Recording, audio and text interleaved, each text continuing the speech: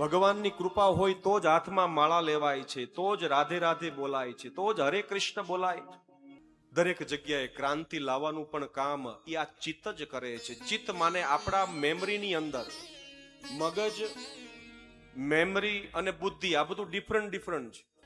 કોઈનું મગજ ખોલીએ તો એમ ન કહેવાય કે બુદ્ધિ ખોલીએ, તો એની અંદર એક ચીપ છે. ચીપ માને ચિત્ત. આપણે રોજના કેટલા બધા ફોટો જોઈએ છીએ, આ બધા ચહેરા છે, ફેસ જોઈએ છીએ, ચીપની અંદર ડાઉનલોડ થતા જાય છે મનની અંદર. હવે અહીંયા આપણે બેઠા છીએ, સાંજના આપણે ત્યાં ગંગા ઘાટે મળીએ તો આપણને કે મહારાજજી તમે મજામાં? તો તમે મને પૂછશો કે તમે મને ઓળખ્યા? મેં કહું તમને ઓળખાણ ના પડી. અરે તમને 4 કલાક અમે સાંભળીએ છીએ.